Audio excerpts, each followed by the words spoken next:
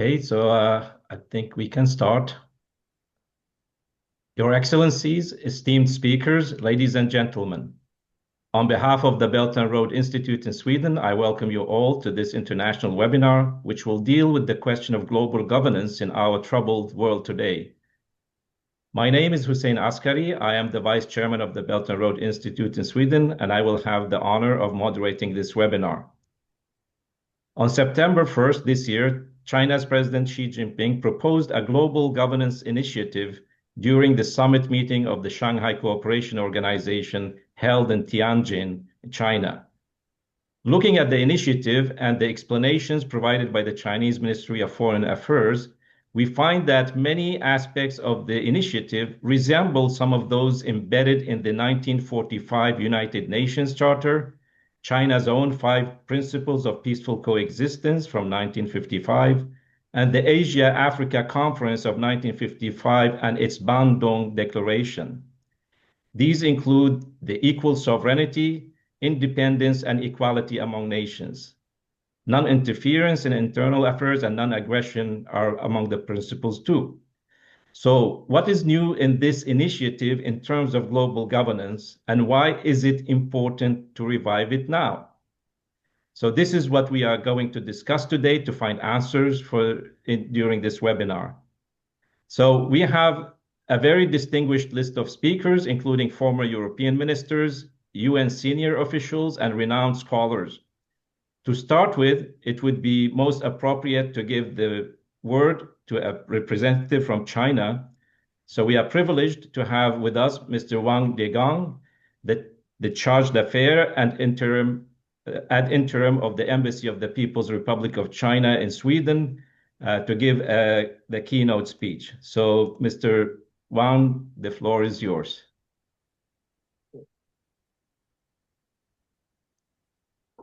Morning, Hussein. Good morning, Stephen. Can you hear me? Yes, we do. Yeah.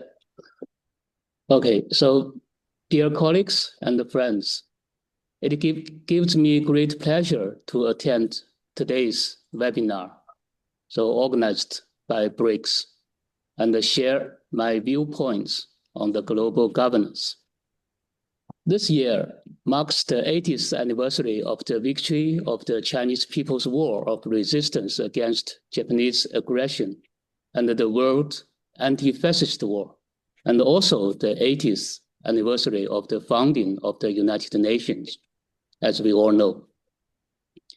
80 years ago, after drawing hard lessons from the 2 world wars, the international community established the United Nations, ushering in a new era of global governance.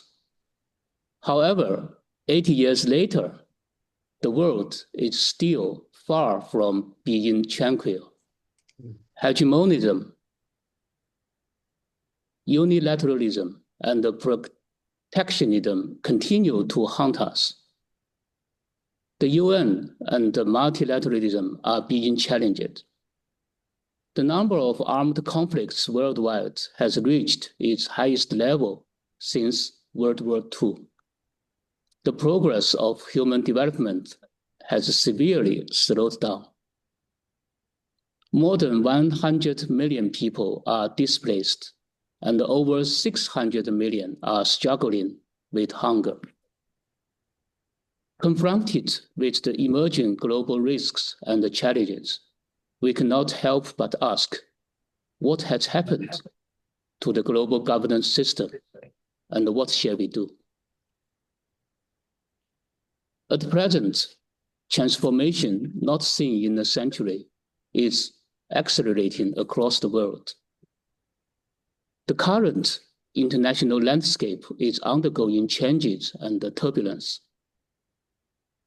The deficit in global governance continues to grow.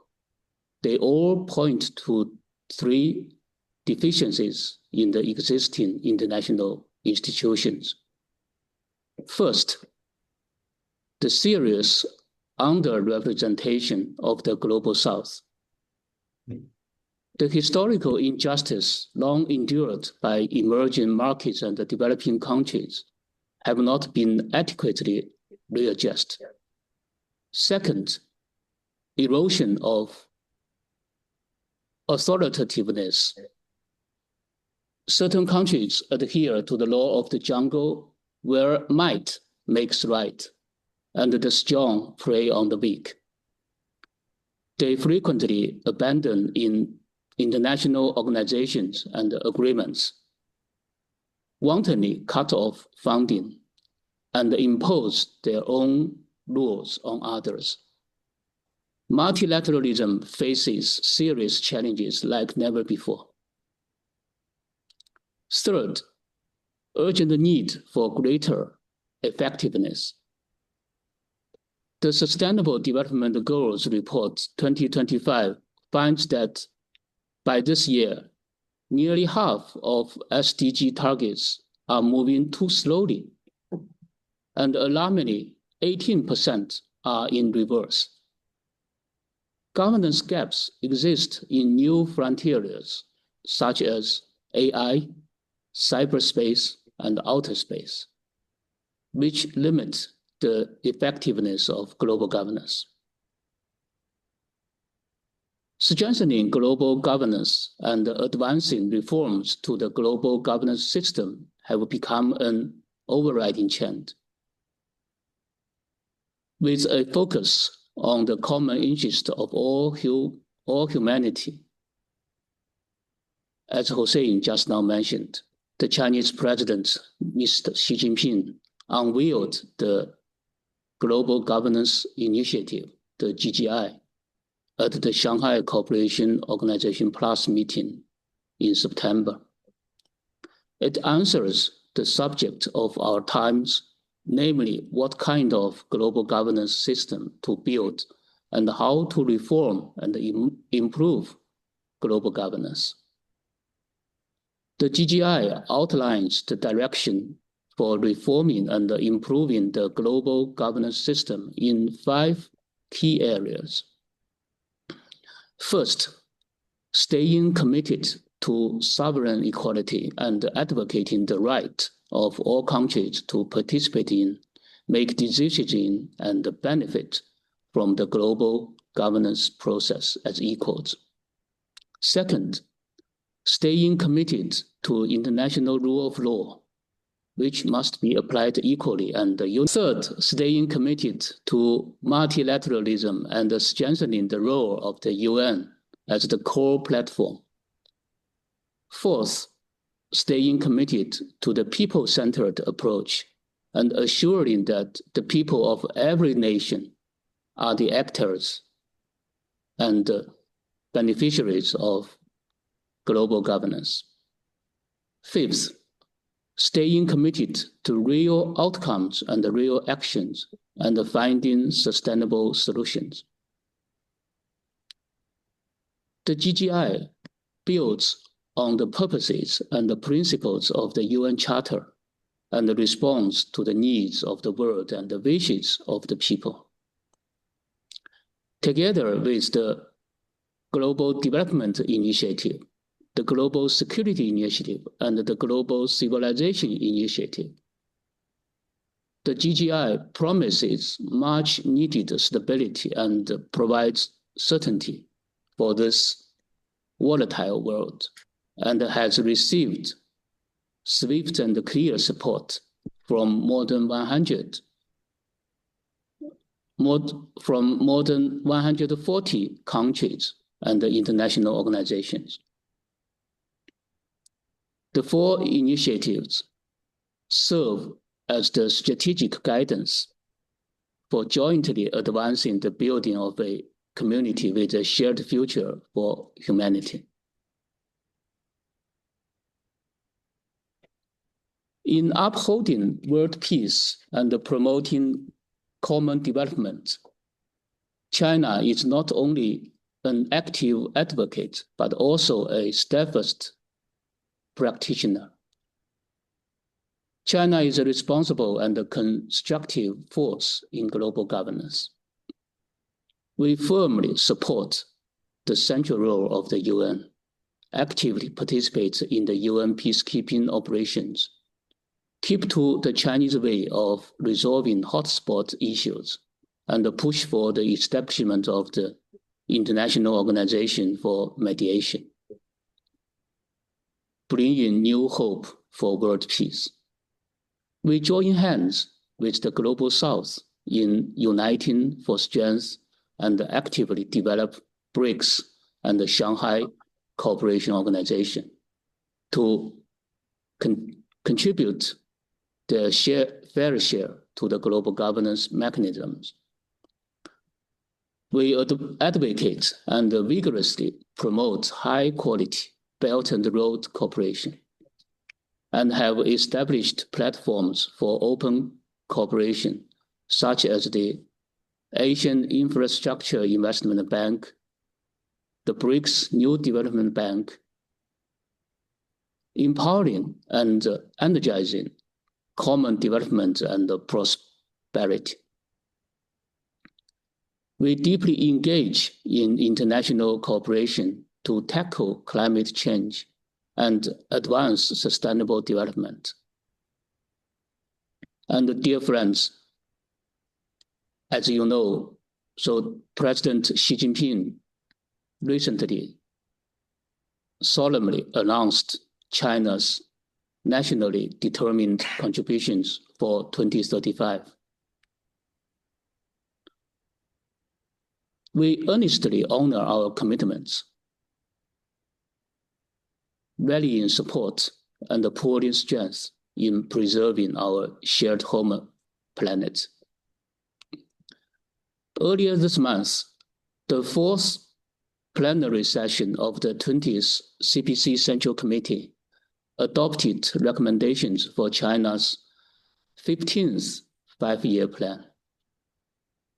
It charts a grand blueprint for China's economic and social development in the next 5 years, as well as a promising vision for win-win cooperation between China and the rest of the world. It also makes important strategic plans for building a community with a shared future for humanity. A China steadily advancing modernization will provide greater stability and certainty into the global economy and the shared development. The Chinese side would like to work with other countries to hold high the banner of building a community with a shared future for humanity, and take the implementation of the GGI as our guidance to promote a more just and equitable global governance system, and move the world to a bright future of peace, security, prosperity, and progress. Thank you very much. Thank you very much, Mr. Wang. We appreciate your contribution. I think you have answered part of our question on what is new in this initiative, which is different than with the UN Charter and previous initiatives, and also why now. And I think the key words here are, or the key sentences are that we are witnessing changes not seen in 100 years, because the balance in the world has shifted, economic development have spread over larger parts of the world. The centers of power are moving to Asia and to the East and the global South, and that requires a new look. And also we have seen what you mentioned, this problem of the law of the jungle, which we have seen manifest in the mass slaughter of Palestinians in Gaza recently, the illegal attack on Iran, and the inability of the international community to find a peaceful solution to the crisis in Ukraine. So I think these are very, very important issues. Just one note for our guests, the participants in the webinar, that you may pose questions already now to the speakers, either on the chat or in the Q&A field you can see, and we will answer these questions respectively. We have a slight change in the program. We would like to invite the second speaker is Mr. Erik Solheim, former executive director of the UN Environmental Program. He's also the former Minister of Development of Norway and currently the Vice President of the International Green Belt and Road Coalition. So you are based globally, so wherever you are welcome to join us. Thank you. Thank you so much, Hussein. We obviously need a new global order. We desperately need a new global order because the old order is outdated. It was fundamentally biased. It was an old order which served a few powers in the West and didn't serve the global community. Look, the 19th century was dominated by the imperial colonial powers, United Kingdom and France. Basically, the entire world was colonies under these two nations. And the 20th century has been dominated by the United States of America in a very different way, but it was dominated by the US. And now we see the rise of the global south. The Chinese economy is larger than the American economy if you measure it in so-called PPP parities. India will be the third, or is already the third largest economy in the world if measured in this same way. So the global south is rising in a fantastic, beautiful, great way, which will serve humanity very, very well. There is a longing, particularly in Europe and the United States, for the old order because we believe it served us well. And it's true that it created some stability in Europe, but it's not true that it served humanity well. It brought us wars in Vietnam, in Iraq, in Afghanistan, in Libya, in Korea. You can mention them all. Basically, all over Africa, there were wars where the Soviet Union supported one side and the Americans supported the other side. These were proxy wars. It's hard to think of any war in the decades of the so-called Cold War, which was not a proxy war.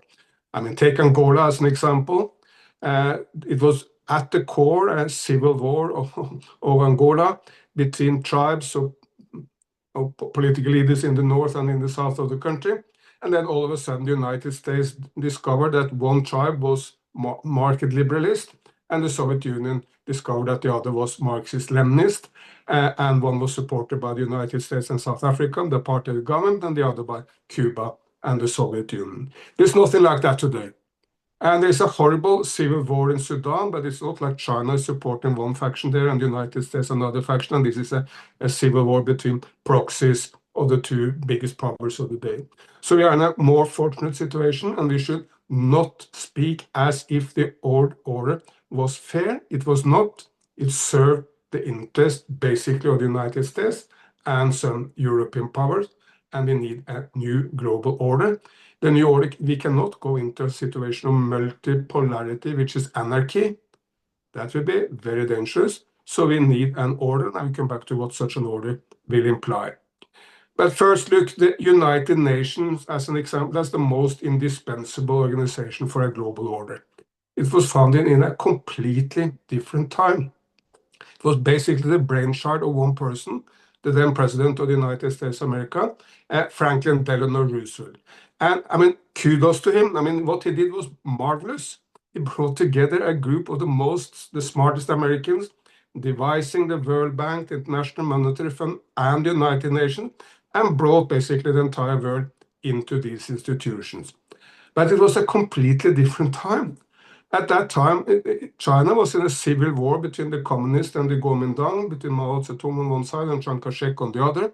India was still a colony under the United Kingdom. Vietnam and Algeria were part of France, and basically all of Africa were the colonies under one or the other power. So it was a completely different time. Added, of course, it was a time where the United States dominated the world in a way no power has done before or later. United States was close, at least 1/3, if not close to half of the global economy at the time. So it was a very different world, and the United Nations have not developed. It's still stuck in the institutions developed in 1945. For example, India, the most populous nation in the world, the fastest growing large economy in the world, and the third largest economy in the world, is not a member of the Security Council. Completely crazy. While United Kingdom and France, two now small European nations, both with around 60 million people, are permanent members of the Security Council. By the way, there is no African seat in the Security Council either, even if Africa by 2050 will be 2.5 billion people, by far the largest number of people in the world, and also the only part of the world where the population is drastically increasing. So the UN is stuck in the past. There is not one UN headquarters in Asia, not one. There are a couple in Africa, but not one. No UN headquarters in China, none in India, no one in Indonesia. Well, these are the 3 or the 4 largest nations in the world. When I came into UN Environment, I realized that we had more staff in UN Environment from Finland than from China or from India. We had 1 staff member from Indonesia, the 4th largest nation on planet Earth. I mean, there's nothing wrong with Finland. I love that nation. But because it's not reflecting the 21st century when there are more Finns than Indians or Chinese as staff of the UN Environment Program, and you find very similar dispositions in many other UN organizations. So the UN, as well as the global system, was made in a different time. It's outdated, but it was also fundamentally biased to the West. Now we need a new global system, and of course China is front and center in developing that, because China is the most powerful, most economically prosperous part of the global South, and has the power to, with others, not alone, but with others, to shape a new system. China comes with a very powerful example. No nation has brought more people out of poverty at such rapid time as China. No nations had transformed its economy so fast in a green direction as China. Look, 10 years ago, China was heavily polluted. Now China is wonderfully environment friendly. Added, China is dominant, totally dominant in every green sector. It's 90% of solar panels, but 60% of everything else, wind, hydropower, whatever you may mention. So China comes with an example, but of course, South Korea, Singapore, Vietnam, a number of other East Asian nations also have done or are doing largely the same. So it's not just China, but China is front and center in this development. China now is the #1 trade partner with 120 countries globally. China is a larger trade partner than the United States with 140 countries. Every single nation in Asia is trading more with China than with the US. Every nation in Africa, besides Lesotho, which is fairly small, is trading more with China than with the US. And even on the American continent, most of the large nations in South America is also trading more with China than with the US. So when you look to the example, power of the Chinese economy, and if I may add, the power of the Chinese soft power, it comes with enormous strength. We can help shaping the new global order. There's an enormous difference. All the big nations of the global South have largely been at peace in the last decades. China has not been involved in any war since 1979 with Vietnam. India has not been involved in any war except with his neighbor Pakistan. Brazil, Indonesia, never been involved in any external war at all. So all the major nations of the global South come with an ingrained peacefulness. Maybe if they become much more powerful, it will be different. I mean, no one can know, only history can judge on that. But at least for the last decades, the global South comes with peace, while United States of America, of course, has been involved in basically every war which has existed anywhere in the world in the last decades, either directly with troops or indirectly as a main sponsor of one of the parties to a war, like say Israel in the Middle East. So and Russia, of course, has also been in a number of wars. So nations and France and the UK has been much smaller, but still been involved, and even my small nation Norway has been involved in failed wars. I mean, we stuck to the war in Afghanistan for 20 years, a complete failure. Should have gone out there after 1 or 2 years, but we couldn't find a way to get out. So if we add up all these factors, size of the Chinese economy, the Chinese example in poverty alleviation and green development, and the peaceful rise of China, as well as the peaceful rise of India and Indonesia and Brazil and other nations of South Africa, other nations in the global south. This is very important assets in making the new global world order. So Torstein, what should such a new world order encompass? What are the main components? And as the Chargé from the embassy in Stockholm very rightly set out, I mean, nearly all the main parts of a new global order are encompassed in the Global Governance Initiative by President Xi Jinping and in the other initiatives he has raised. But let me still phrase it in a somewhat different way, but it is the same. First, of course, the most important of all is to keep peace. The United Nations is not at the moment really set up to help bringing peace in the major conflicts of our time. But the most important of all is peace between the two main nations of the world, the United States of America and China. All other wars are regional. They're horrible for people living in Gaza. I mean, we can watch on TV every day. It's horrible for people on the front line between Russia and Ukraine. We can also see on TV. Sudan is absolutely horrendous. But all these wars are regional. None of them are affecting people at other parts of the world. I mean, no automobile worker in China or no farmer in India or no fisherman in Norway is directly affected by any of these wars. In that sense, they are regional and localized. A war between China and the United States can hardly be localized. It will be absolutely horrendous for the world, and it must be avoided at all costs. That's why it is very good news that President Trump and President Xi are speaking. They spoke this week. A visit by Trump to China and a reciprocal visit from President Xi to United States. We should all applaud. And better relations between China and the US in trade, in conflict resolution. I mean, if China were to be involved in the conflict resolution in Ukraine, maybe it could happen in a much better way. So we should applaud any contact between the two main powers. That's the basis for everything else. Secondly, a new order must be based on the acceptance that we respect the sovereignty of all nations. That means the sovereignty of Palestine as well as the sovereignty of Ukraine. Some people support only the sovereignty of Ukraine or only the sovereignty of Palestine. We need to accept both. That's not to say that there cannot be compromises, but the end result of these two conflicts must be a Palestinian state in the Middle East, as well as a functioning Ukrainian state with sovereignty, which can function. If we allow this to slip, there is no end. I mean, look, Africa, there are 54 nations. Basically, all borders are arbitrary. One tribe will be on one side of the border and the other side of the border. This was made by the Americans, sorry, not by the Americans, but by the French and Germans and Brits in the 18th century. But if you allow one political leader to claim the territory of the other, there is a recipe for endless wars. So we must respect the principle of sovereignty, and that's also the fundamental principle in the Global Governance Initiative by President Xi. Added, we must stop intervention in the internal affairs of other nations. Because maybe most important of all, the United States of America and China need to respect that they have different political systems.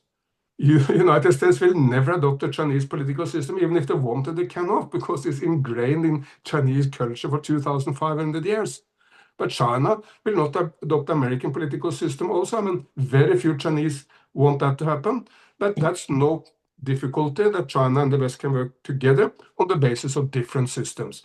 But we need to stop the United States of America has intervened in regime change operations in something like 80 nations in the last decades, toppling government, funding political parties of their like, supporting military coup, and in some cases even military interventions like in Vietnam or in Iraq.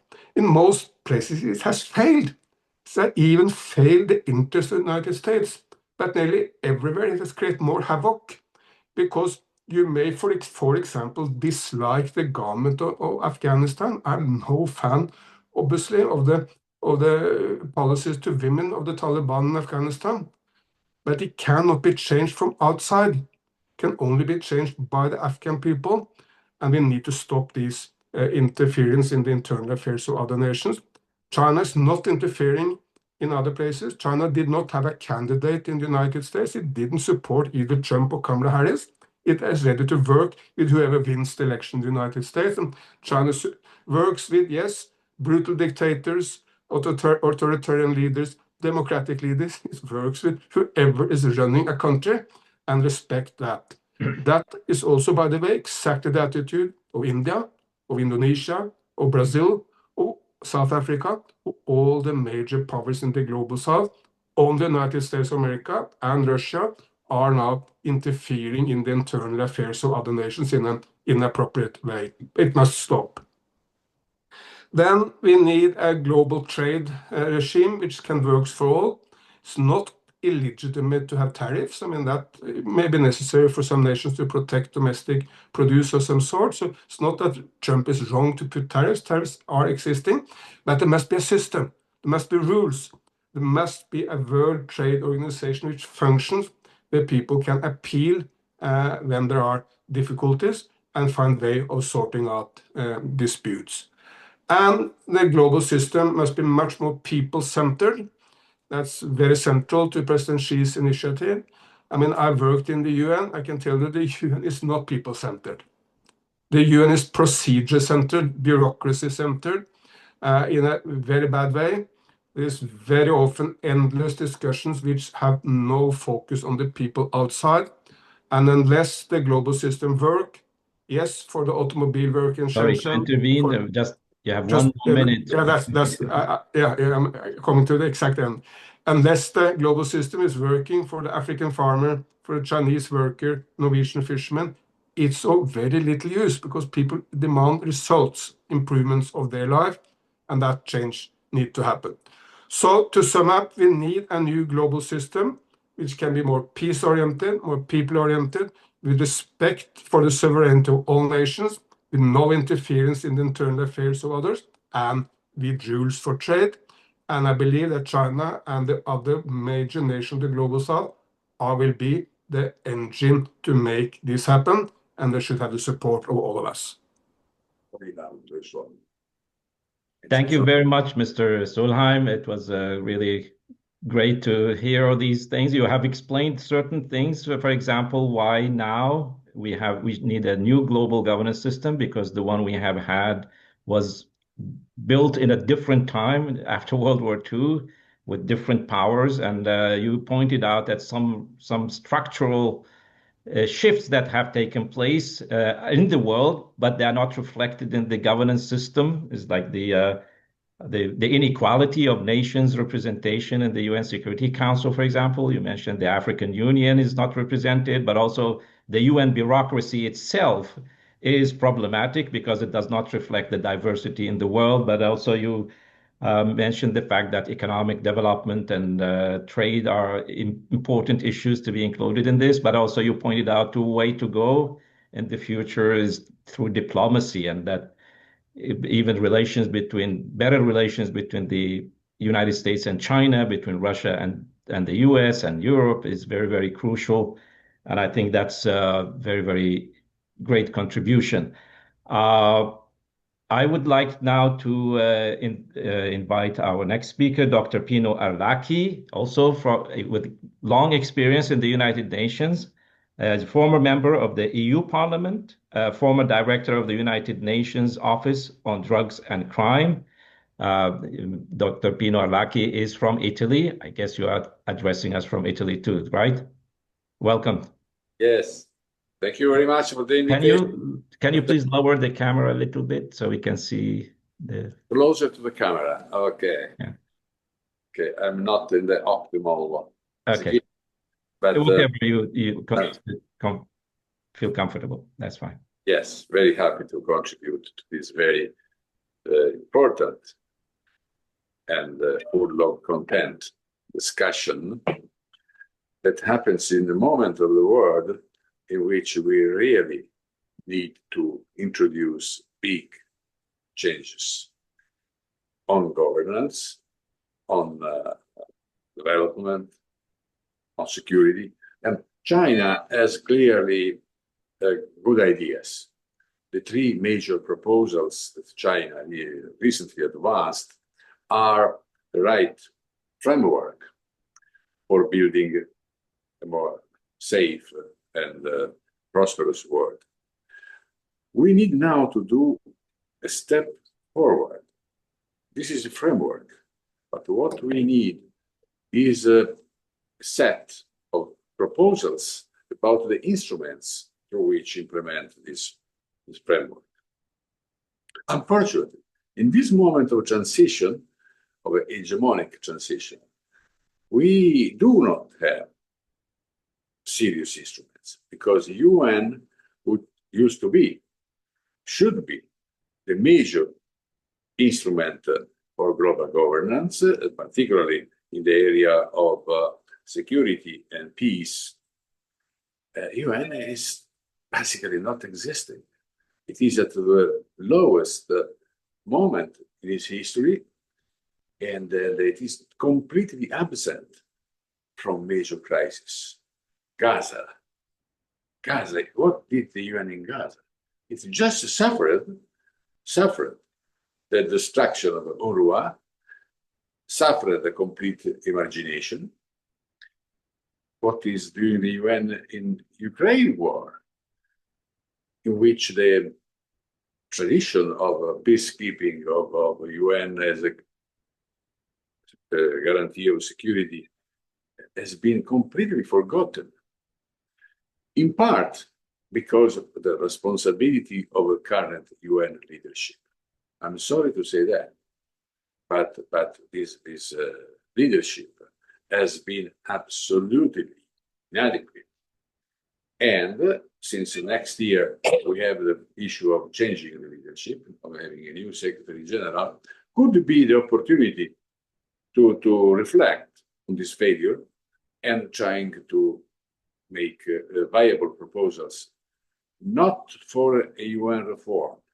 I'm not speaking about a UN reform. We need the reconstruction of the UN.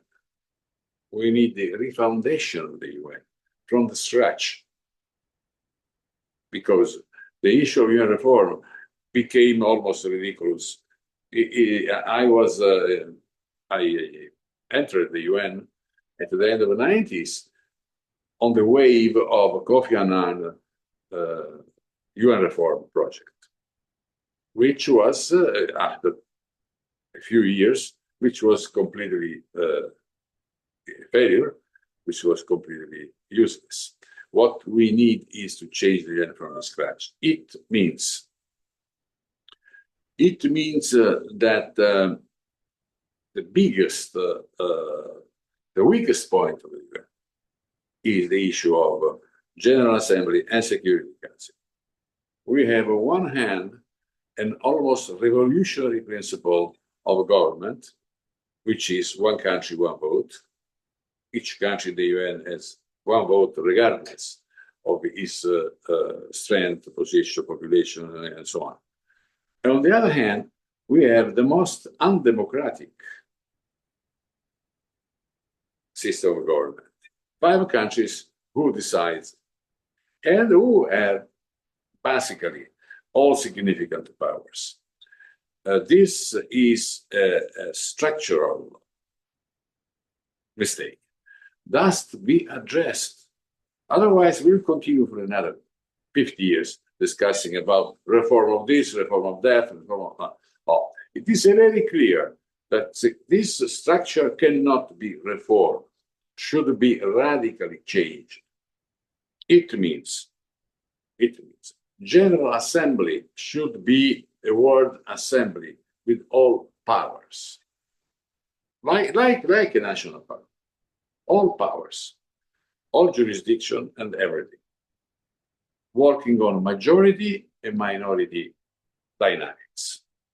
Security Council should be simply abolished and replaced by Council of Peace, elected by a restricted number of countries, elected by the General Assembly, and with full, in some way, sovereignty of the world. Maybe concentrating his mandate on original mandate of the UN, which was the issue of aversion war, promoting peace, and with strong instrument to propose peace, much stronger than today's instrument, much stronger.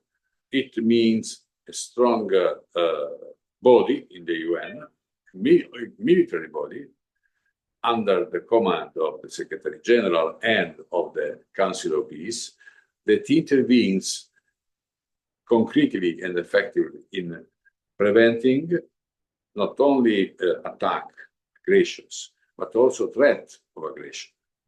What we are now seeing in Venezuela with the United States, we see a huge country threatening to attack another country with no serious motivation, and then no one raised a finger. No one, everywhere. So, and is Venezuela today, tomorrow can be another 100 countries, bigger or smaller than Venezuela, that in a case like this, don't have any kind of protection. UN must be in place in this kind of situations, which can occur in a multipolar world. They occurred even in the past, but there was this myth of the world government guaranteed by the United States that in some way work as a substitution. Now, we do not have anymore these instruments, so we feel important vis-a-vis crisis. What I mean with the restructuring of the UN,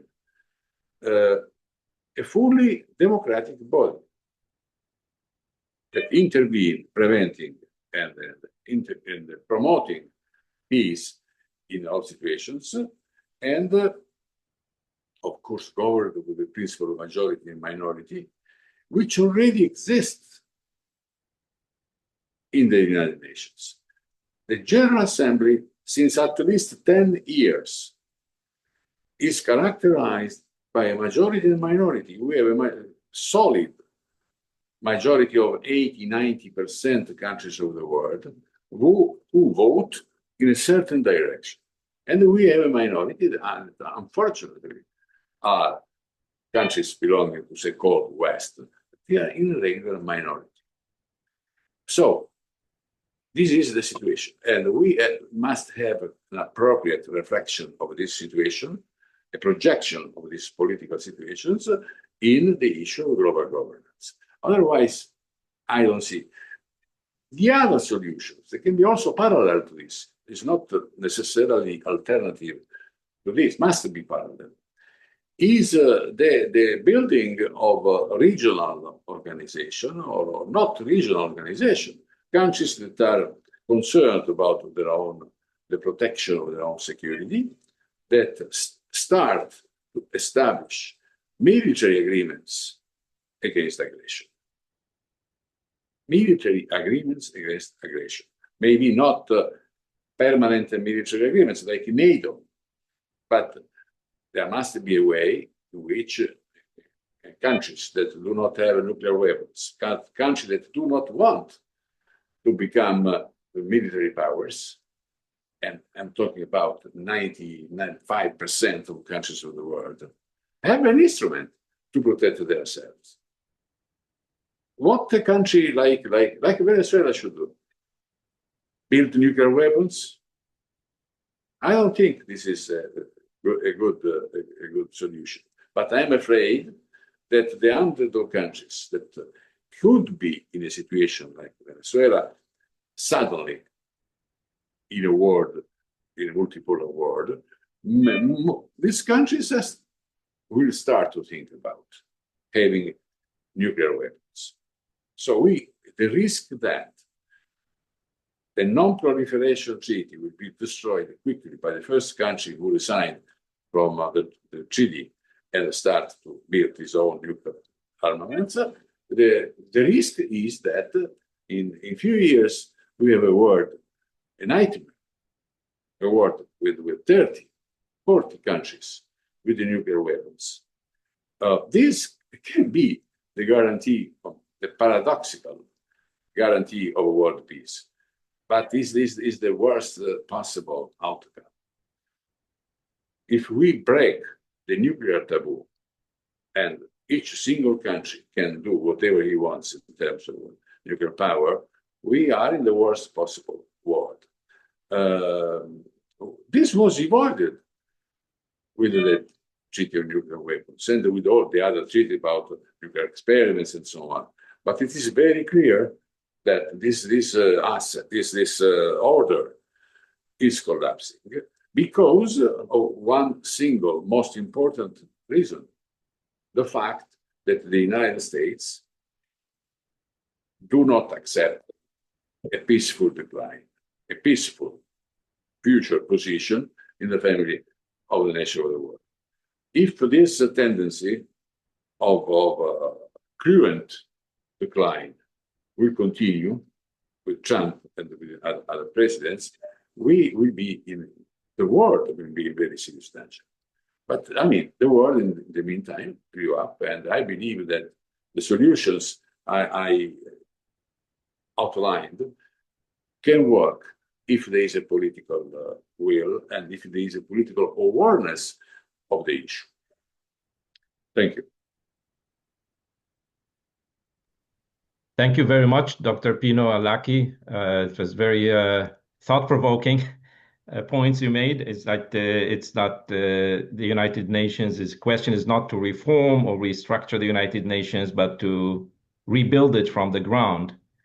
And that such institutions as the Security Council should be abolished and replaced by a more, we can call it democratic structure within the General Assembly. These are very interesting and challenging propositions because we have a power structure now in the world which does not accept the change that is taking place. And also you pointed out that the danger is also emanating paradoxically from the nuclear arsenals of the big powers, which are keeping things in balance in a way, but at the same time threatening our existence, what is called the mutually assured destruction preventive method. And this is really unacceptable for the rest of the humanity. And it's not a good solution, this balance of terror in the world to keep things quiet. So the very important points you make about reform.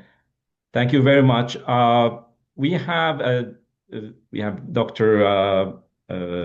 Katrougalas is a bit late. We would have to give him some time, but I think we can move to our next speaker, Mr. Jan Oberg. He is the director of the Transnational International Peace Institute. And you may introduce yourself in the right way. So please go ahead. Thank you so much, Hussein, and thank you for arranging this visionary, looking into the future, what can be done, because far too few, I think, conversations also on the net deals with what can be done.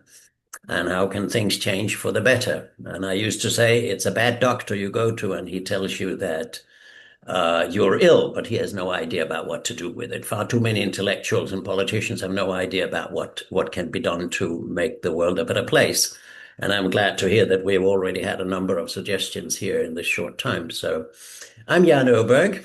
I'm a peace and future researcher, a co-founder and director of the most independent you can think of, Transnational Foundation for Peace and Future Research in Lund, Sweden.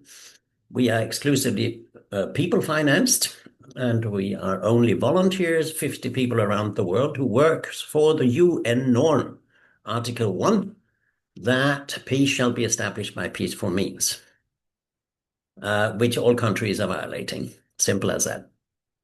And we do this with a focus on how much better it would be if people learned something about conflicts and conflict management and peacemaking instead of using the weapons they have on the shelves. So let me start out by saying first, I think it's wonderful that China produces and disseminates these initiatives for a better world. The sad thing is that the West does not come up with anything like that. There's no kind of global dialogue between countries, and therefore we will have to have it between us, the people. And that's what we're doing today. I would like to address, depending on how long time, how fast I get, I would like to address two, perhaps three elephants in these rooms discussing the future of the world. And the most important to me as a peace and future researcher, and I can tell you our foundation has existed for 40 years on the 1st of January. We know a little bit about peace by peaceful means, also having been on the ground. We're not just doing theory.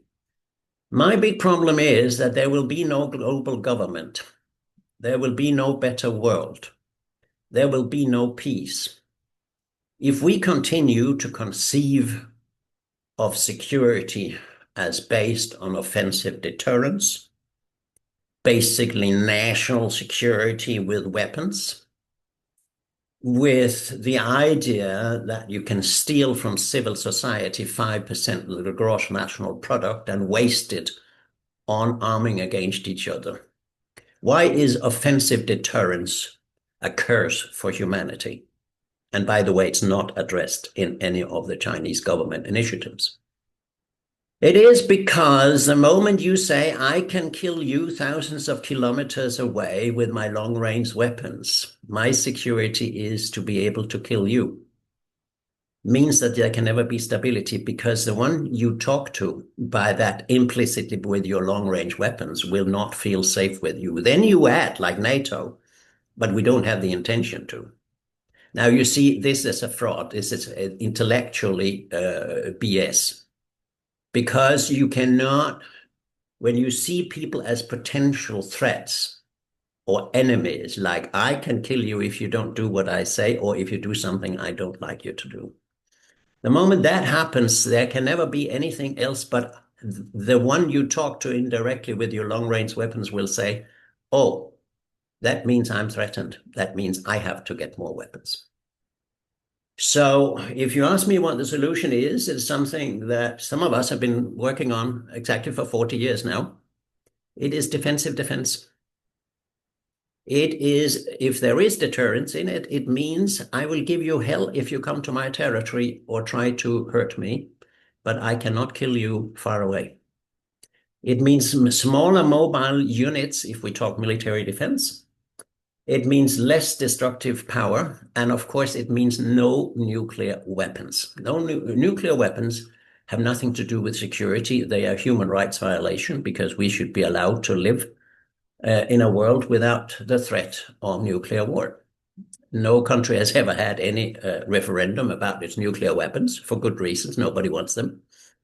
And secondly, you can't use it for defense because you'd not like to use nuclear weapons on your own territory. Secondly, you can't use it for offense, because if you want to occupy a territory, you cannot use it as a radioactive desert.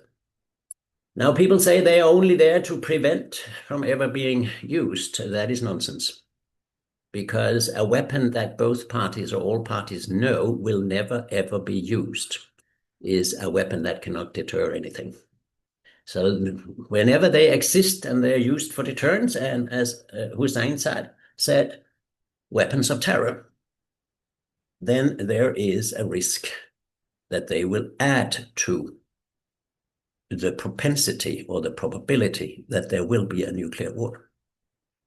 And that is a very important point you made, Hussein, that nuclear weapons built on terrorism. It is a deliberate killing of civilians. This is unacceptable in a future world in which we should cooperate and we should live together in peace, and we should think of each other as friends rather than enemies first. So there are lots of things you can learn, but I would say, isn't it remarkable that there's no government in the world who has a Ministry of Peace? There's no government in the world whose leaders have advisors who know anything about peace. They all have uniforms, green uniforms, or intellectual military uniforms. Isn't it remarkable that we have virtually no peace research at our universities in the East and West and North and South? Isn't it remarkable that we don't teach our children anything about how to solve conflicts? My point is simply, if we knew what conflict resolution is and peacemaking is, we would not need weapons to the same extent. We use weapons, east, west, north, and south, because we don't know anything. We are peace and conflict illiterate. So we have a huge task in front of us to come down from the trees and say, when we have conflicts, and there will always be conflicts, let's talk. Let's have methods for doing a solution which could lead to a much better relation, move from conflict to cooperation. This is a huge intellectual field that nobody deals with.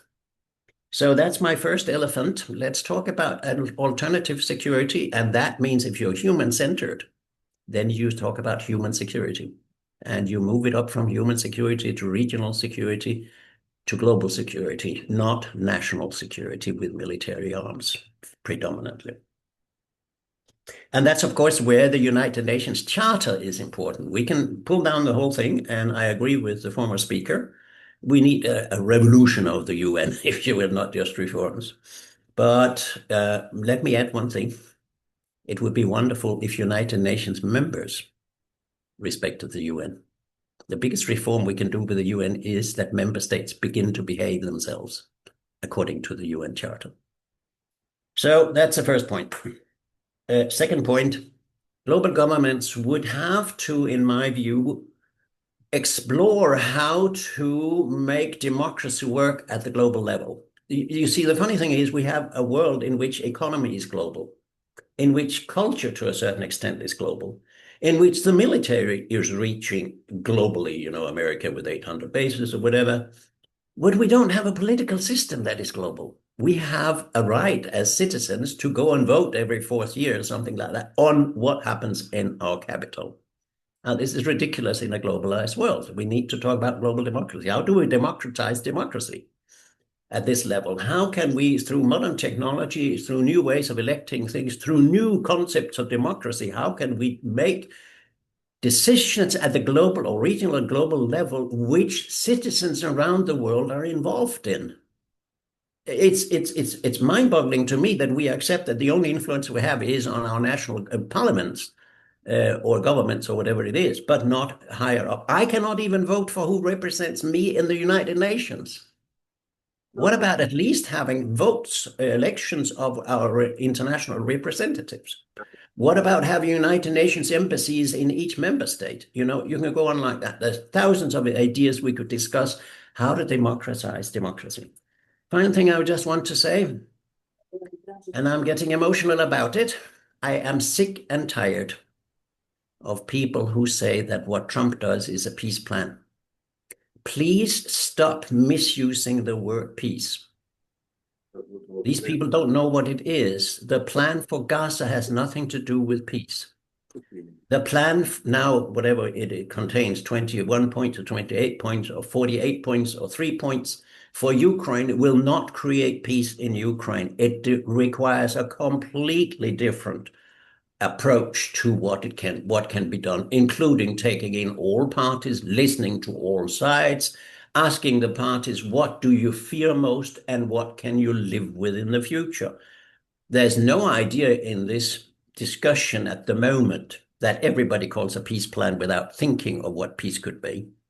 There's no discussion about how to structure the future of Ukraine, Russia, and Europe in such a way that we could start cooperating and get out of the warfare. There's all chance that this will be a militarized peace with military security guarantees because this basic conflict is not solved. It's not even addressed. And the basic conflict here is not Russia, Ukraine. It is NATO's expansion against all promises given to Gorbachev that made Russia feel threatened. And then you can say did the wrong thing, that can be discussed. But we're talking about something much bigger if we want to make peace in Ukraine. I would see Ukraine's future as a new Switzerland, as a neutral state, as a country and a people that finally get some privileges for what they have suffered, both because of NATO's policies, US policies, and Russia's policies. Long story short, we need to rethink what we say is peace and how to get there. And I'm sorry, I feel that this is what the world needs to begin to discuss, not just, call everything that goes on. A ceasefire agreement on military security is not peace. Period. It's not peace. I can tell you what peace is, but that would be another lecture. So thank you very much for your attention. Thank you very, very much, Dr. Jan Oberg. This was really interesting. Also, you have in your typical manner of posing paradoxes and ironies in the minds of your audience that make them think. Because what we define as peace, and I think you have done enormous amount of work on what is peace. People talk about peace in many trivial ways, but it's not. And you have made very key issues this question of, and I think it's also paradoxical for our friends in China, because I don't know if you are thinking about what happened in the Tiananmen Square this year, all the exhibition of the defensive weapons, or what you may call, if this is a way of deterring others, is this a defensive strategy or otherwise? This is a big question, because we have the question of peace through strength. We have heard many nations think this way too. They say if we are not powerful enough, we will be attacked, we will be subjugated and humiliated. So this is a big question. It's not so easy, but I think one of the most important points you made is we have to look at each others as humans and as friends. And I think this until the opposite is proved. Yes, and we take the position, and it's very okay on this forum, in our forums, to be passionate about these things and emotional. That's all okay. We are not an academic institution, and these are matters of life and death for whole nations. So it's all. Thank you very, very much. I think on this note, on the question of being friends, and I think that we will still have to keep changing our program, because some of our speakers are a bit delayed. My friend, Stephen Brawer, and the chairman of the Belt and Road Institute in Sweden, he appreciates this point, I'm sure, about friendship and against pragmatism, that we might not like each other, but we should work together, but we are not friends. We hear this very often in Europe and Sweden. We say we want to work with China, but only pragmatically. We want to do business, but we don't want to be friends. And this is a very, very bad thing. I give the word to my friend and colleague, Stephen Brawer, who is addressing us from China right now. Yeah, good morning to everyone. Good evening to my place right now in Gaojing, in the area of Guangdong province. I will, as my colleague says, be speaking to you today from China. I want to thank our distinguished speakers, the Honorable Chargé d'Affaires, Mr. Wang Degang, Mr. Erik Solheim from Norway, Professor Pino Arlacchi from Italy, Professor George Katrougalas, who will appear a bit later. I was operating first on the idea that I would speak last. So from Greece, Mr. Jan Oberg from Sweden, and Professor Wang Yiwei from China. And of course, I want to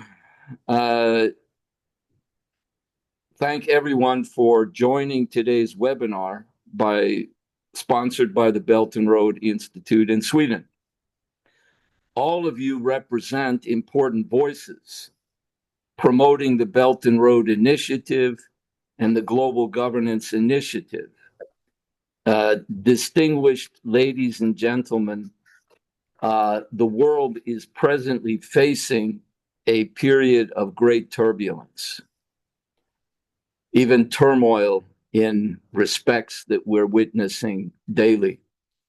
Yet the solution to these challenging times are also before us.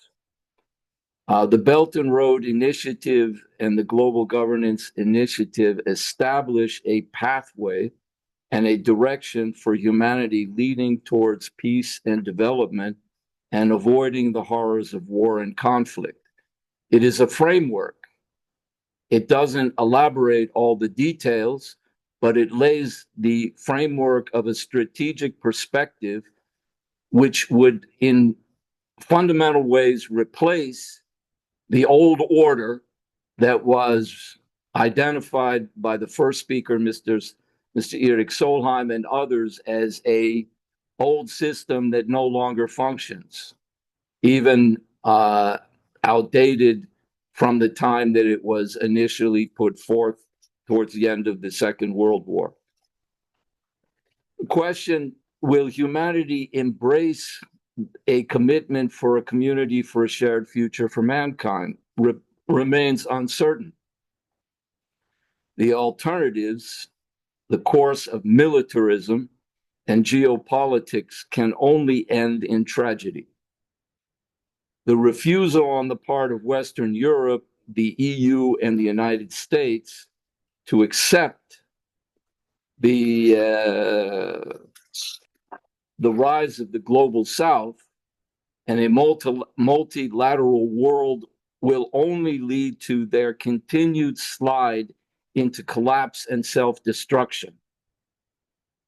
In fact, the threat of a new militarism that is coming from Japan's present leadership and the European war hawks is only a clear sign of their economic demise, as well as their intellectual and moral decline and weakness. This is a very important point, that when militarism rises, it is a result of a deficiency in moral and intellectual wisdom that lays the foundation for how people from all different cultures and civilizations can interact in a manner which is conducive to global security and development for all of mankind. Nonetheless, the present situation poses an immediately extremely dangerous direction regarding humanity's future. What I want to emphasize is during my present trip here to China, I had the opportunity to speak at a conference which was entitled the conference speech was on the significance of natural law in the digital intelligence age. This was a follow-up to an article published by China News Service recently in both Chinese and English. And I am happy to report that my friend in the Chinese News Service informed me that in Chinese, my article has been seen by 500,000 people, as well as over several thousand likes of the article, which I have made available on our WeChat group for Europeans for the Belt and Road initiative. But without elaborating in great detail here, the key point that I raised is the importance of natural law as defined by the great European Renaissance thinker, Gottfried Wilhelm Leibniz. Leibniz's idea on natural law or ideas were directly opposed to the British imperial philosopher Thomas Hobbes, who advocated a law of the jungle as a policy, as a direction based on the assumption that human beings are basically bestial and interested in dominating one another in order to secure their own self-interests, egotistical self-interests. The strong dominate the weak. Now, Mr. Degang has mentioned this problem in terms of the existence of what everyone here is well aware of, a unipolar world order, the so-called rules-based order where military influence and dominance not alone dominates, but removes individuals and leaders in the governments of the world who do not seem to follow their agenda, which is regime change, the opposite of the idea of respecting sovereignty as is being promoted by the Global Governance Initiative.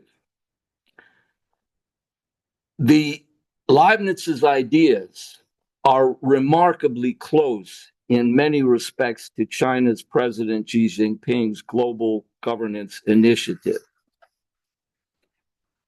They consist of a commitment to the common good, of the idea that human beings are not rotten, as Hobbes and the present underlying thinking process, which dominates the idea of a unipolar world, continues to impact in world affairs, which prevent the functioning of institutions like the United Nations, because no one has to respect it if it doesn't cohere with their own ideas of what their own self-interests are. Now, especially in Western Europe and the United States today, we desperately need an elevated concept of respect for sovereignty and the common good of mankind, a living, dynamic, and concept which could breathe new life into the UN Charter and the Peace of Westphalia.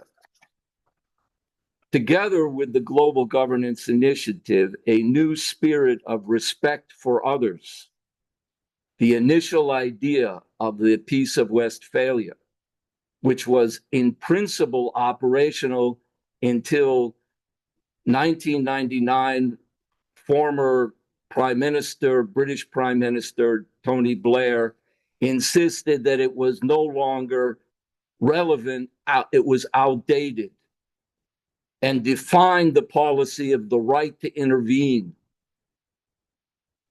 And that has been the basis for not alone a unipolar world, but a regime change policy which has increased proxy wars and is presently threatening the very existence of mankind.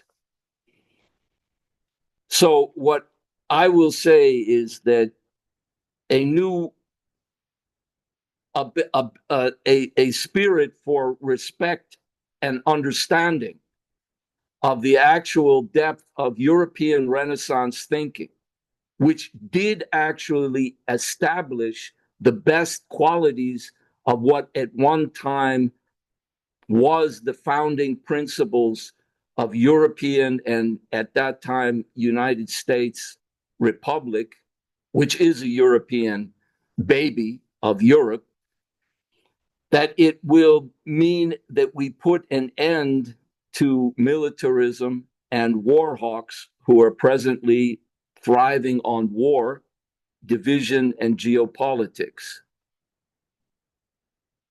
Geopolitics, that is an almost underlying accepted premise that one's interest must necessarily contradict or in some way threaten the existence of another, so that power and security is defined not by the common good, but is defined by what represents the perceived interest of the particular power block.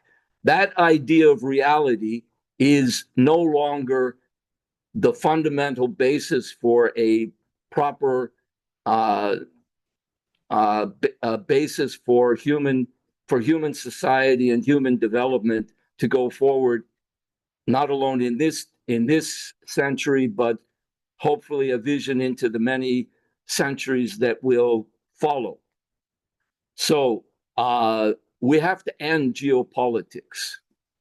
We have to end the basis which allows geopolitics and militarism to show its ugly head. Let us go forward with the spirit of hope and cooperation and put an end to the policies which are threatening humanity's future at the present time. Thank you so much. Thank you very much, Stephen. I think this is a very important and passionate appeal to redefining many of the philosophical built-in ideas we have about ourselves as humans and others. It's like you make a contrast between natural law and the law of nature. You know, the law of nature, which you, as you defined, the Hobbesian view that humans are greedy, like animals, greedy, brutal, and violent, and they will only look for their own interest and not care about others. Geopolitics, as a zero-sum game, is born out of that, and that reality is a fight of all against all for the small pie. I think when President Xi Jinping says, let's not fight over a small pie, let's make the pie bigger or bake more pies, many people in the West don't understand what he's talking about because they believe there's only one small pie we should fight around. And I think this brings us to the question of economic development and what defines really limited resources or not limited resources. And this is very, very important. Stephen and our other colleague, Gustav Lansner, have launched the Leibniz project, which to highlight the views and ideas of Gottfried Wilhelm Leibniz, a great German philosopher and polymath, who is very little known in Europe. And I think his ideas of dialogue with China, which he initiated already in the 18th century, should be revived. Our other speakers, Mr. Katrougalas, the former Minister of Foreign Affairs of Greece, is a bit delayed. We are waiting for him, and also Professor Yang Yiwei from Beijing, Renmin University, also a little bit delayed. So I guess we can go to the some questions which have been raised by the audience. So if it's okay, we can start with a couple of them. There is a question, I think it's addressed more to both Mr. Erik Solheim. I think he had to catch a flight. He can't answer it, but also what Dr. Pino Arlacchi mentioned on the structure of the United Nations, but also Jan Oberg can answer. Anonymous participant says, what obstacles exist to reform or reconstruct the current UN institutions or charter? And what could be the potential risks to construct a new global governance institution? A transition period of chaos, anarchy, or a parallel build up inviting member countries in the fashion of BRICS plus? Or how would this transition look like? Is the GGI merely a push to reform or reconstruction of the United Nations? I think Dr. Pino may answer this question, or even Mr. Wang, if the Chinese proposal, as we heard, it's a framework, it's a proposal, but it's not, definitely does not want to overthrow the existing global governance system of the United Nations, because as we heard, certain issues then don't get old, like the sovereignty and independence of nations, non-interference in internal affairs. So these are very important details that we need to understand.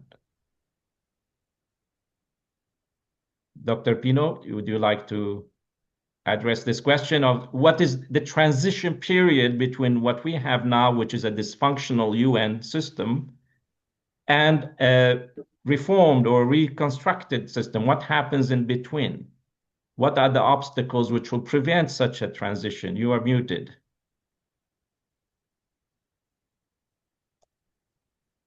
You are muted, Dr. Pino. Yes. Now it's okay? Yeah. Yes, yes.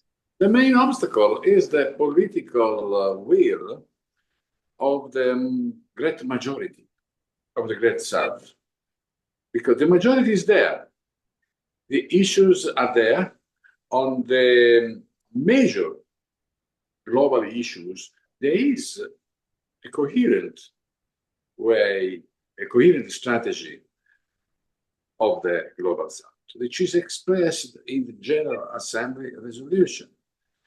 I studied the most important 15 General Assembly resolutions in the last 5 years, and I saw that on the major issues, there is an incredibly coherent position of the 80–90% of the countries of the world. So we have a majority of 80% of countries of the world that has an idea about the future of the world. This coincides largely with the position of China and with the position of the actors themselves.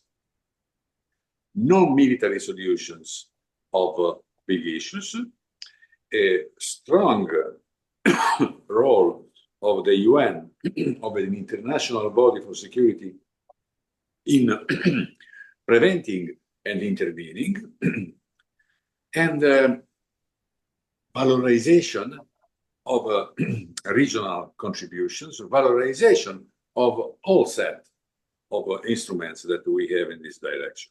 Don't forget, the UN at origin was conceived exactly this way. Was not a kind of world government like it can appear today that takes care of all issues. Was focused on the issue of war and peace, the issue of security and let's call it the monopoly of force, the final end of all wars, the prohibition of wars.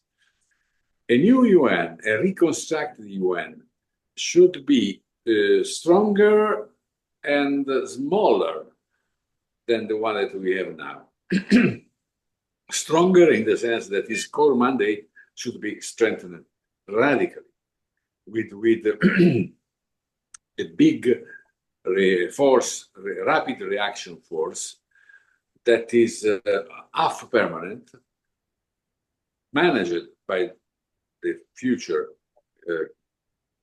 Council of Peace, I call it, the new, and how to get there, the transition, how to get this order, can be much easier and quicker than we imagine.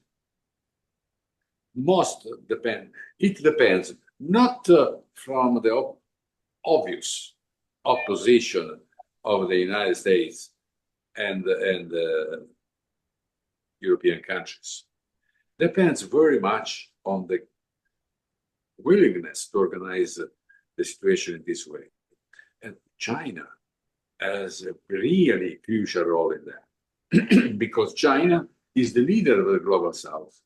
In terms of vote in the General Assembly, Global South is overwhelming.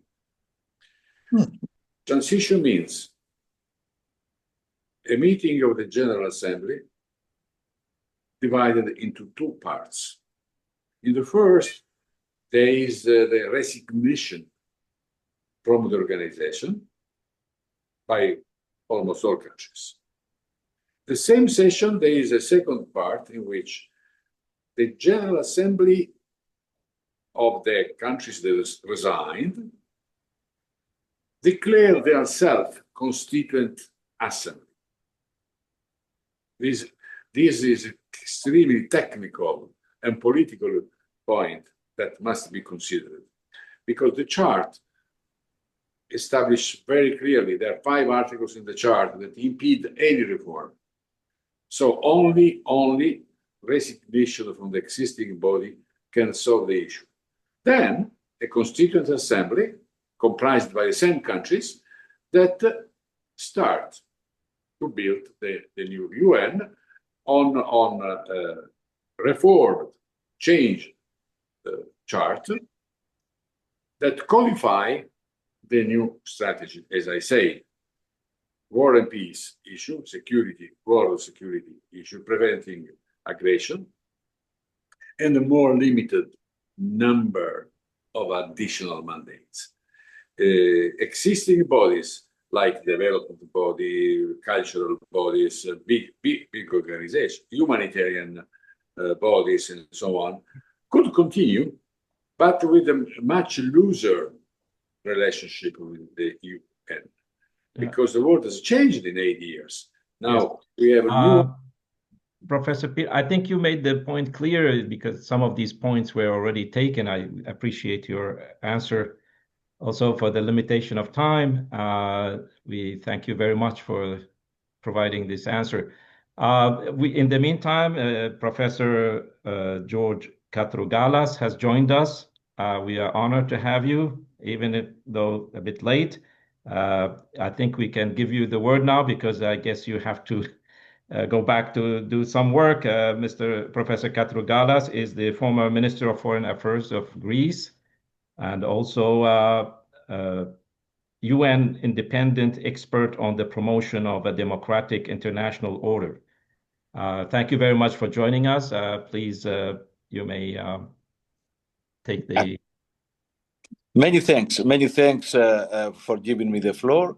Many thanks to the organizers for inviting me. And apologies for joining late and not being able to follow you till the end.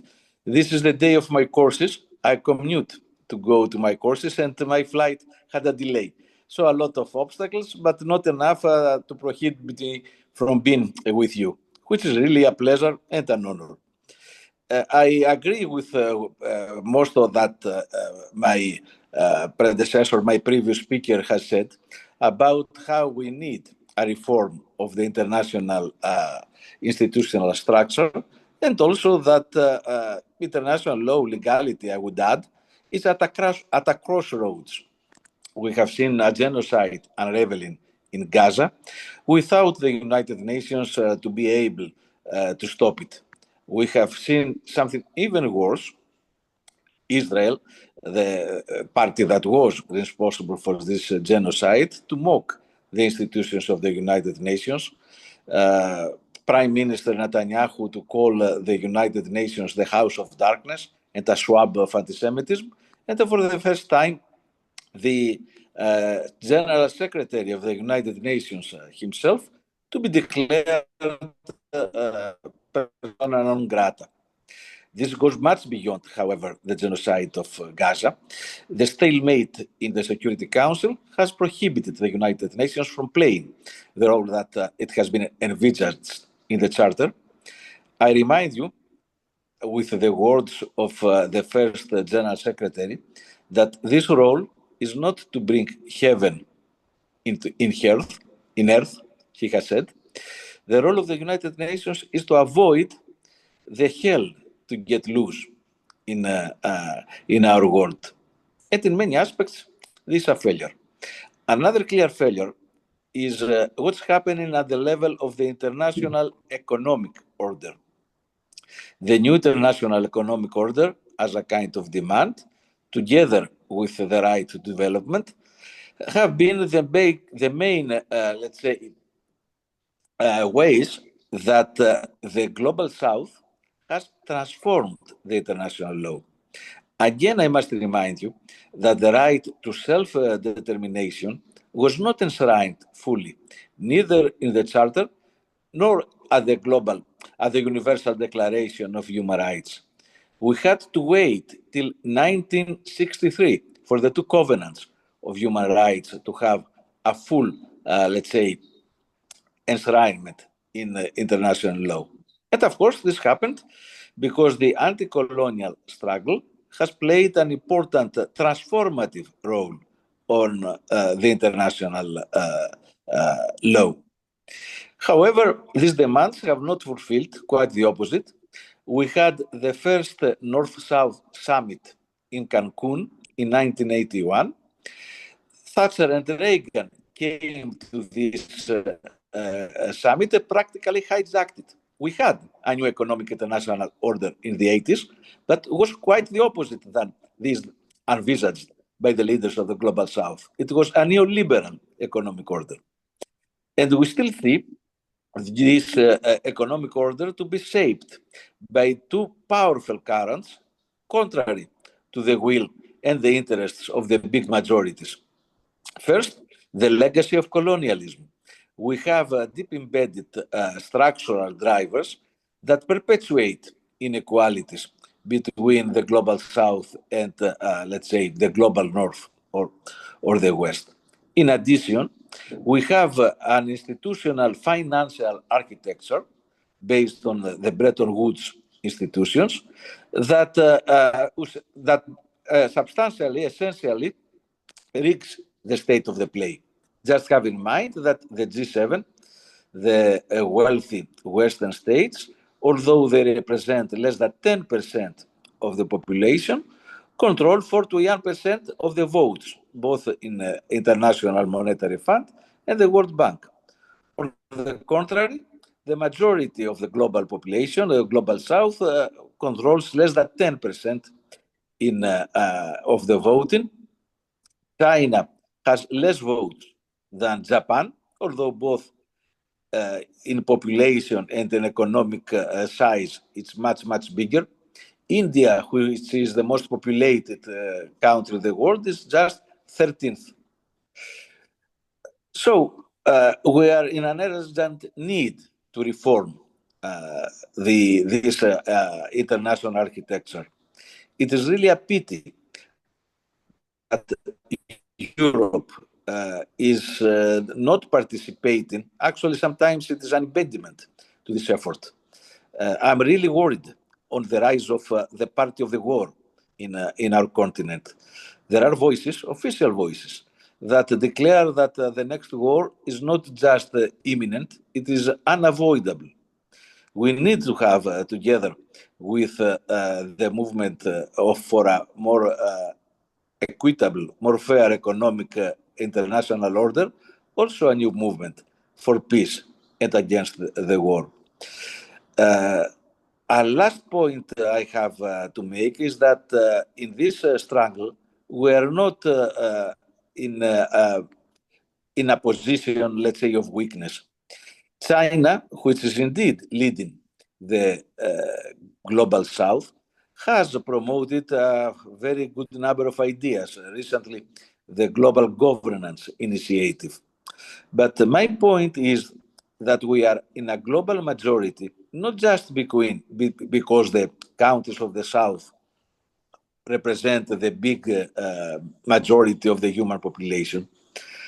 As one United Nations text has said, there is also a South in the North. That is, in our societies, the 99% of the population is not profiting from this version of globalization.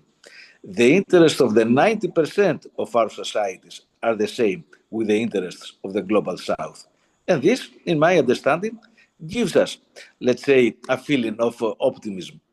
Generally, in dire times, optimism is a moral obligation, not to surrender to, let's say, the forces that want us to lose any kind of hope. But my point is that it's not just, let's say, a wish.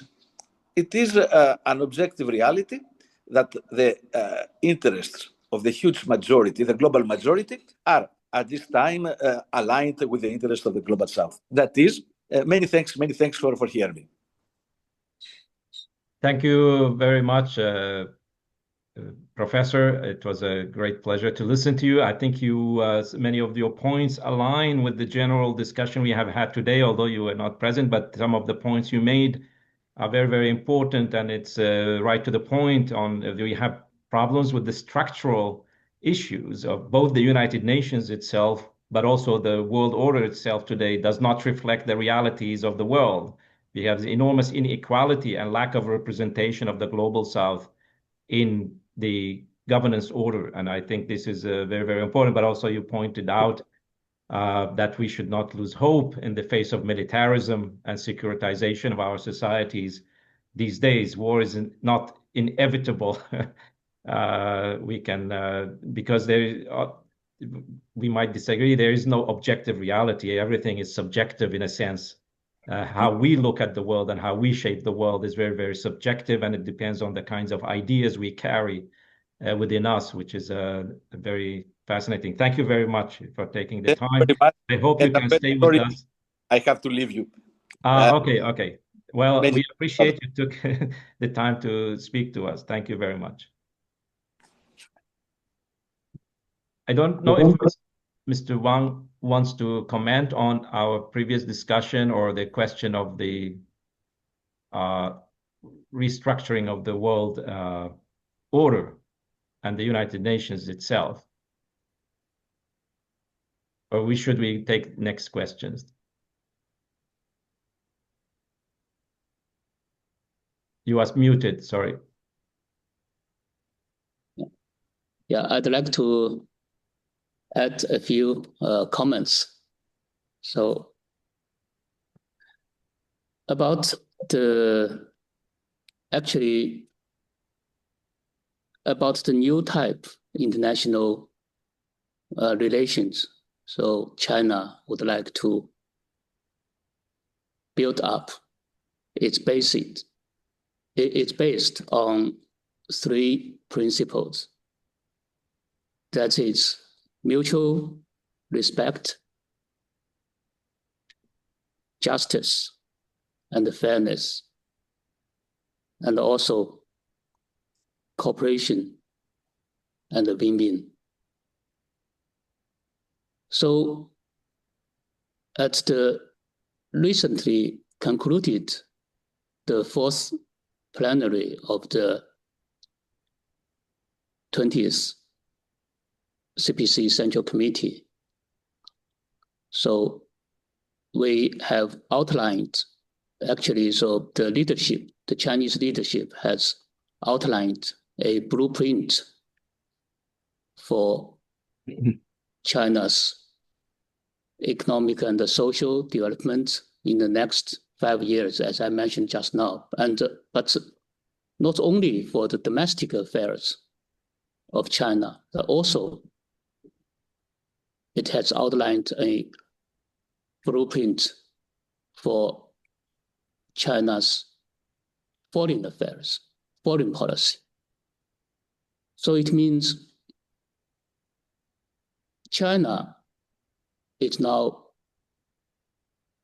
committed to exercise the Chinese modernization. Now we are walking on the road, so aiming to the Chinese modernization. And in this process, we will continuously advocate high quality opening up. And as I said just now, China steadily, so walking on the road of high quality opening up, will continuously adhere to the true multilateralism and adhere to the UN Charter and the principles. And we strongly believe and stands that the United Nations shall be at the core of the international relationship. In this way, we would like to join hands with the countries of the world. So on the basis of the three principles, like mutual respect, the justice and the fairness, and cooperation and the win-win. So to build a future, a shared future of common destiny for the humanity. And so we would to see more progress, more development, more prosperity of the world. And all in all, so we would like to have common development through China's development. And there is one message, a very strong message from the recently concluded the meeting of the CPC Central Committee, is that the China's new development will bring new opportunity for the world. And that's what China will make its every best and efforts towards this aim. Thank you. Thank you very much, Mr. Wang. This is very important. I think China's greatest contribution to global peace is economic development and progress. And the Belt and Road Initiative is the most important aspect of that. That's why we are here in Sweden, although we are not officially part of the Belt and Road, we are promoting the Belt and Road as a vehicle for peace and security in the world. In the meantime, we were joined by Professor Wang Yiwei from Beijing. He is the director of the Center of European Studies at Renmin University. And I welcome you. We have had discussions. Now we are mixing the Q&A session with presentations because some of our guests had some obstacles attending, but we keep recording the session, and I would like to invite Dr. Wang Yiwei to make his presentation. Thank you. Thank you. Actually, I always online listen your presentation because you put me in the observer, so I cannot join and show my face. The quick response to one panelist mentioned about the military parade in September 3rd. I think if you learn the lessons, even in current Ukraine war, the West looked down upon to Russia and punished Russia, and then maybe miscalculate the situation, and then maybe strong response from Russia side. So there's a war. Even previous time in World War I, World War II, also punished Germany and caused more conflicts. So this time, China learned the lessons to show so advanced weapons, and all made in China. And the systematic advance is not just a single one or some of one, and also all the major combat weapons, not just in a laboratory, to stop the war. Anybody want to make China involved any war to beat China is unthinkable. So that's reason to make peace. If you read Mozi in the warring state, Mozi is one of the great thinkers during the warring state. There's two states, like Qiguo want to invade Luguo, and he showed all the countermeasures to the commander-in-chief of the Qi. Whatever way you will attack me, I have the countermeasures, defeat you. So you stop to invade the Qi, Luguo. So that's I think is make peace. So it's Jian'ai, 非攻击, universal love, and no violence. Very famous philosopher of the Mozi. So I think that's kind of the philosopher of China's military parade. And the second about the reform the United Nations. Some panelists say not reform, you need a revolution. We don't want a revolution. China benefit from the opening and the reform, right? If revolution, that means war. World War II, on the ash of the World War II, so that's the birth of the United Nations. If you say revolution, you need a World War III to rebuild a new United Nations. The casualties is so high, given that we have nuclear weapons, and even the casualties in the Ukraine war is millions of the casualties. Is for the consideration of the sustainable development of the human civilization, the humanitarian. I think we should avoid World War III, reform the United Nations, not to rebuild a new United Nations on the ash of the war or conflicts. So China put forward so far the 4 global initiatives.